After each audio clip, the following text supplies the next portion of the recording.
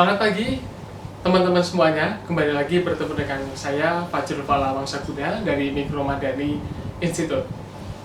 Pada video pembelajaran kali ini kita akan bicara terkait dengan brand image, atau kemudian orang-orang itu bilang bagaimana caranya agar produk kita itu lebih bisa dikenal oleh orang lain dan menjadi top of mind, atau bisa menjadi satu hal yang selalu dipikirkan. Misalnya nih, ketika teman-teman bilang, apa produk mie instan yang teman-teman kenal? Hampir pasti teman-teman akan bilang Indomie. Kalau misalnya air minum kemasan, pasti teman-teman yang pertama akan pikirkan adalah Aqua dan sebagainya. Nah, di sini kita akan membahas terkait dengan 5 hal yang harus diperhatikan oleh teman-teman semuanya yang mempunyai produk agar brand image atau gambaran produk dari teman-teman semuanya bisa baik dan menjadi top of mind. Yang pertama adalah singkat. Yang kedua adalah asli. Yang ketiga adalah logo. Yang keempat adalah unik. Dan yang terakhir adalah tutur. Nah, biar lebih enak, kita menyebutnya sebagai teori salut.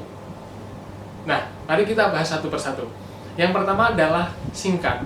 Kenapa sebuah brand ini harus singkat? Misalnya Indomie, Aqua, Danone, dan sebagainya harus singkat. Kenapa? Karena kapasitas orang atau kapasitas intelektual manusia itu tidak bisa banyak berpikir. Artinya lebih menyukai hal-hal yang sifatnya praktis atau kecil. Nah, di sini kita sarankan teman-teman semuanya maksimal menggunakan 3 kata saja. Singkat. Karena apa? Orang bisa lebih mudah untuk mengenal brand kita karena singkat dan tidak panjang. Kemudian A, yaitu asli. Nah, dalam hal ini produk kita atau brand image kita juga harus asli, tidak meniru oleh orang lain. Pertanyaannya adalah bagaimana caranya agar kita bisa mengetahui produk kita asli atau tidak asli. Teman-teman bisa manfaatkan Google menggunakan search engine, atau kemudian teman-teman bisa dicek di Haki atau di webnya Haki. Nanti akan kita lampirkan dalam video ini alamat dari Haki untuk bisa mengetahui apakah brand yang kita punyai masih asli atau sudah ada yang menggunakan. Karena keaslian ini sangat menentukan integritas dan kredibilitas kita. Selanjutnya adalah logo. Logo dalam hal ini harus mencerminkan falsafah atau mencerminkan produk yang ingin kita tunjukkan. Bagaimana value, bagaimana hal yang ingin kita cerminkan. Kurang lebih logo ini ada warna dan ada bentuk. Kita bisa melihat tipe-tipe warna dan apa artinya. Ketika misalnya kita menggunakan warna merah, tandanya itu berani, kita itu dominan. Kemudian kalau misalnya kita menggunakan warna putih, biasanya identik dengan apa? Dengan kesucian atau jernih, putih. Kemudian kalau misalnya kita menggunakan warna biru, kaitannya dengan kesegaran, hal yang sifatnya luas, birunya langit, kemudian birunya air laut. Nah, kemudian yang selanjutnya adalah bentuk. Selain tadi warna, ada bentuk. Bentuk lingkaran itu seperti mengartikan bahwa hal yang sifatnya lentur. Kemudian kotak itu tegas. Kemudian kalau naik tandanya semangat, kalau turun biasanya hal yang sifatnya lebih mendalam. Nah, hal-hal seperti ini perlu kita ketahui kaitannya dengan logo atau hal yang ingin kita cerminkan. Mengapa logo itu penting? Jelas, karena logo ini yang kemudian menjadi hal yang paling depan yang harus kita tunjukkan kepada para pelanggan atau customer. Yang keempat adalah unik. Maksud dari unik ini adalah beda dengan yang lainnya. Faktor U atau faktor unik sendiri sangat menentukan bagaimana brand image kita itu menjadi top of mind atau menjadi hal yang nomor 1 dipikirkan oleh orang-orang. Gunanya produk kita menjadi unik atau beda dengan yang lainnya adalah sekali lagi untuk membedakan dengan produk-produk yang lainnya, meskipun mungkin jenis produknya itu sama. Nah, dalam hal ini saya ingin mencontohkan kaitannya dengan iPhone. Misalnya saya tanyakan kepada teman-teman semuanya, apa HP yang mahal? Hampir semua akan menjawab iPhone. Kenapa? Si iPhone ini punya keunikan tersendiri. Kemudian orang-orang bisa notice atau perhatian dengan si iPhone ini.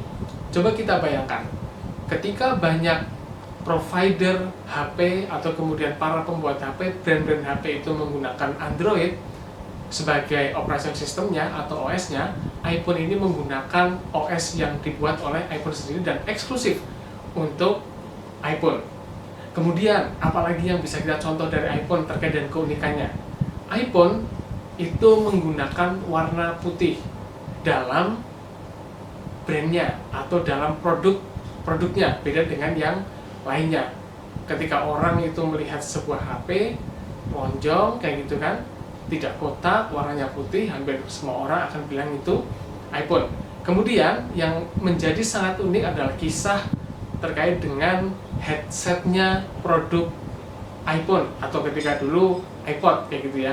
Ketika orang-orang zaman dahulu itu menghindari warna putih ketika menggunakan headset, tapi iPhone itu menggunakan warna putih. Gunanya untuk apa? Misalnya nih, ketika orang sedang jalan kemudian melihat headset warna putih, orang akan mengasosiasikan bahwa si orang tersebut menggunakan iPhone. Nah, disinilah gunanya keunikan dalam brand image kita agar untuk membedakan dengan orang lain dan tentu memberikan nilai tambah, nilai lebih kepada produk kita, yang pada akhirnya membuat produk kita menjadi top of mind di mata para pelanggan. Kemudian yang terakhir dari Salut adalah tutur.